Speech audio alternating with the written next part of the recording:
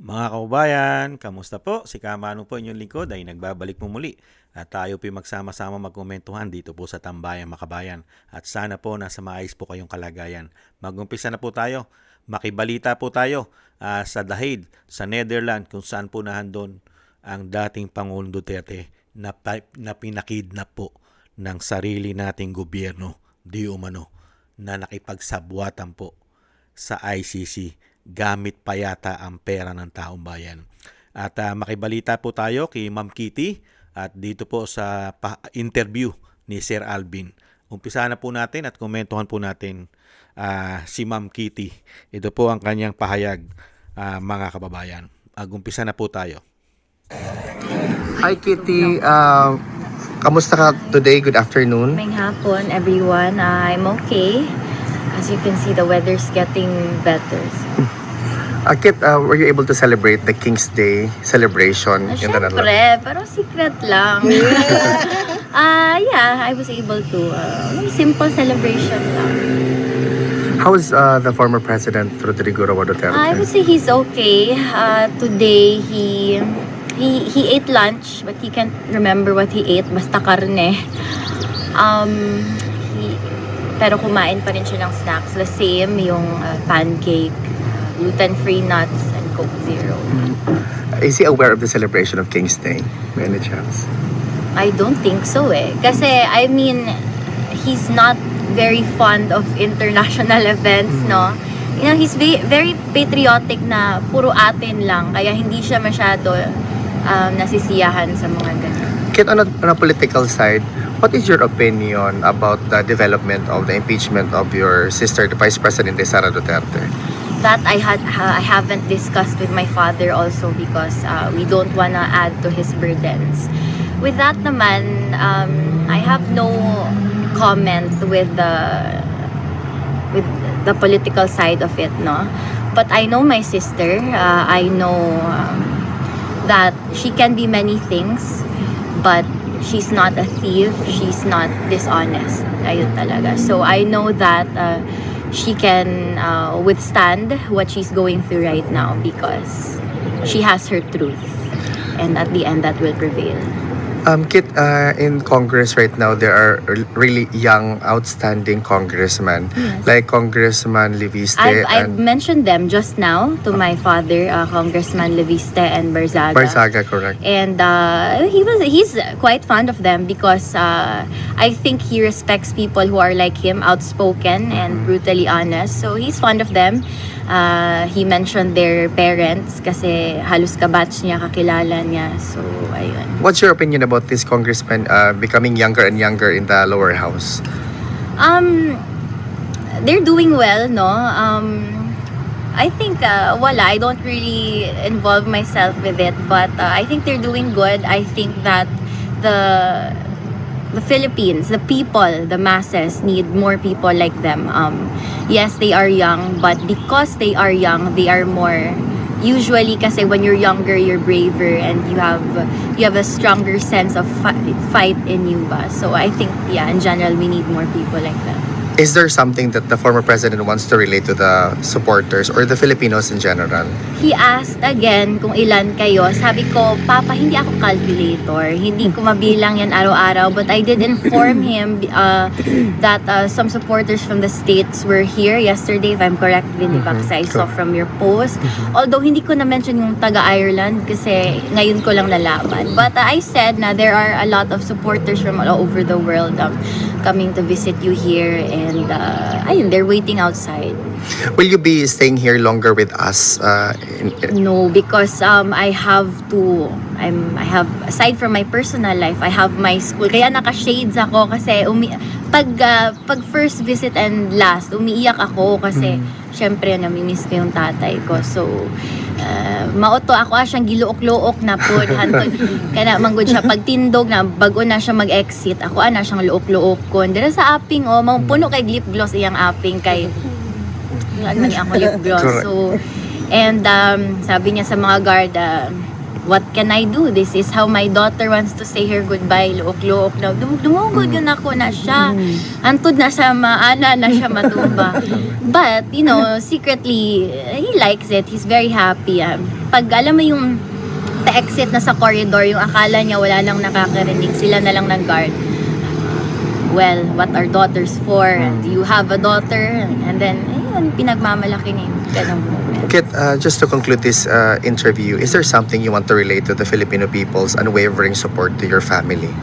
You know, no, it's, you may find my message redundant, pero all I can say is thank you time and time again, because time and time again, you prove that you are here, you are with us, you are standing with us and with the truth. Every day I see these new people coming to visit here, and I fly here every few months for my father, so I know how emotionally, mentally and physically taxing it is. So for me to think of people who don't even have a personal relationship with him but are making that effort and taking the time, daghang salamat sa inyong tanan. Maraming salamat sa inyong lahat. This is not something we take lightly. The whole Duterte family, we remember always. You know that. And like I said before, hindi lang kami lumalabas tuwing election. We are always here. Well, at least me in my own ways. But maraming salamat sa inyong lahat, and every one of you here, daghang salamat sa inyong tanan. To everyone that I will not be able to meet in person, I want to extend my deepest gratitude and appreciation for you anyway. And of course, PRRD also. So, next time, sana may head count kayo. Mag-head count na kayo bago ako pumasok kasi hindi ko yan kaya, para masabihan natin siya. Kit, on behalf of the Filipino community in The Hague, good luck to your endeavors, personal or academic. We will see you again very, very soon. Mabuhay ka, Kit. Oo, akuan, pang tabo ng mata. Second hand lang to, pero maganda to. Ko galing kay Lalo ni tita sa akin. Thank you, Kit. Mabuhay ka. Thank you. Yan po mga kabayan, maraming salamat po kay Sir Alvin ang nag-interview po sa ating butihing anak ng dating Pangulong Duterte, ang kanya pong bunso na anak. At tayo po ay nagpapasalamat po tayo, lalong-lalo po ang inyong lingkod, na ang ating dating Pangulong Duterte ay nasa mabuting kalagayan at maayos na kalagayan. Maraming salamat po sa Diyos. Dahil po yan po ang gusto po nating mangyari, na lagi pong malakas at magsigla at malayo po sa kapahamakan at sakit ang dating Pangulong Duterte, hanggang sa dumating po ang iniintay po natin na maging Pangulo po ng bansa, ang ating Vice President Sara Duterte, para po ang katarungan ay makamit at makamtan na po ng dating Pangulong Duterte kung paano po sila ginipit gamit ang pera ng taong bayan. Grabing pamumulitika. Alam po natin yan, at halos alam po yan ng buong Pilipino, pati po ang ibang bansa. Nakita po nila at nakita natin at nasaksihan ang ginawa po nilang panggigipit sa dating Pangulo. Kaya maraming salamat po sa Diyos, at lagi pong nananatiling malakas po ang dating Pangulo. At syempre po ay pinasalamatan din po at syempre ni dating Pangulong Duterte ang ating mga congressman, ng mga batang congressman na may malasakit sa bayan, may pagmamahal sa bansa sa kabila ng kanila pong kabataan. Katulad po ni Representative Barsaga, na ginigipit din po. Sa panahon po ngayon ng politika ay gipit na gipit din po si Barsaga, dahil alam po natin napakarami rin pong gusto magpabagsak sa kanya, at siya po'y pinipetisyon, hindi po ba?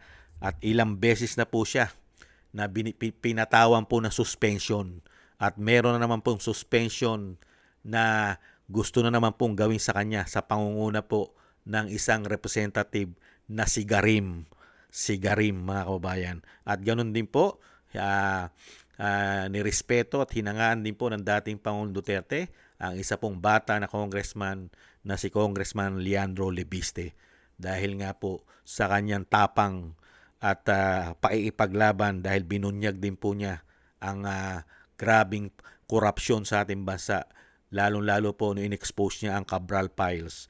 At tayo po umaasa na sila po ay magpatuloy sa kanilang sinasabing layunin na sana'y hindi sila mabago ng politika. Magtuloy-tuloy po sana yung sinasabing may malasakit. Kailangan po kasi may malasakit ka eh.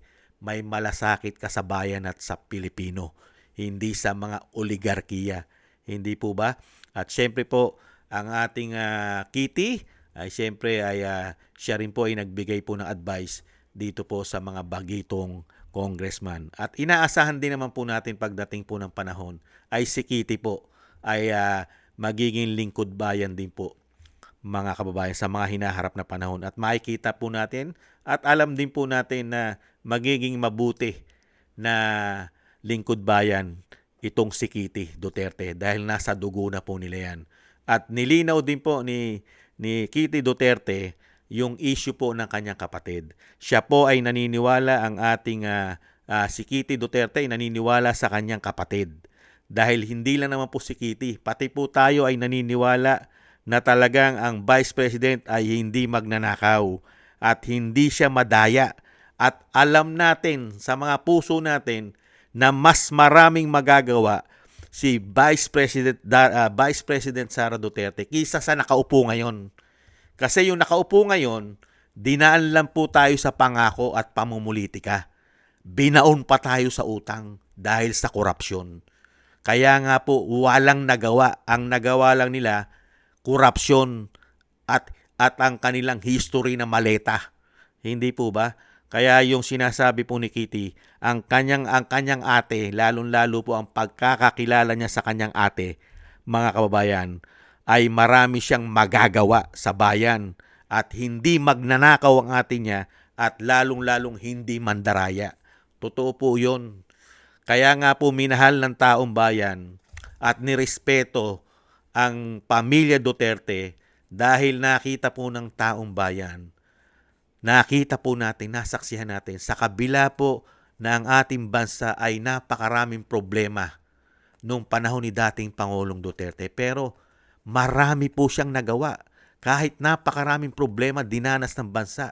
Hindi po ba? Korupsyon. May mga pulburon lord. Di ba? Mga smuggler. Nandiyan pa mga oligarkiya, mga makakaliwa. At sari-saring pandemya. Kalamidad. Hindi po ba? Pati gyera sa Middle East. Nasapul lahat siya ni dating Pangulong Duterte. Bagyo, baha, lindol. Pero sa kabila noon, nakita natin ang napakaraming nagawa ni dating Pangulong Duterte. Hindi lang po ito ibinabalita at ipinagmamalaki ng malalaking mainstream media dahil sila po yung mga bayaran di umano. Dahil po pumutok po na sila pala ay mga bayaran ayon sa mga mainstream media. Kaya maraming salamat po dating Pangulong Duterte at sa pamilya Duterte. Kahit po kayo'y pinopolitika gamit ang pera ng taong bayan, at grabe po ang ginawa po sa inyong pahirap at parusa. Imbis po na kayo po ay bigyan ng parangal, ibinaon pa kayo at talagang pinagkampi-kampihan ng mga salot sa lipunan, ang mga nagpakademonyo sa pera at sa politika. Hindi po ba? Kaya po ingat-ingat po kayo at tayo po yung magsama-sama na lagi po natin isama sa ating mga panalangin at pagdadasal na maingatan po ang dating Pangulo at palakasin po siya at bigyan pa po ng mahabang buhay at ng maabutan at makita pa po niya ang pagiging presidente ng kanyang anak na si BP Sara at pagiging politiko ni Kitty Duterte. Maraming salamat po mga tambay sa inyo pong suporta sa Tambayang Makabayan sa YouTube at TikTok. Thank you po sa inyo mga kababayan. At maraming salamat din po sa mga nagko-comment, like, share, and subscribe. At patuloy po nagsusubscribe. Mabuhay po kayo. Shoutout po sa inyo. At shoutout din po at thank you po sa mga nagbibigay po ng tulong at biyaya.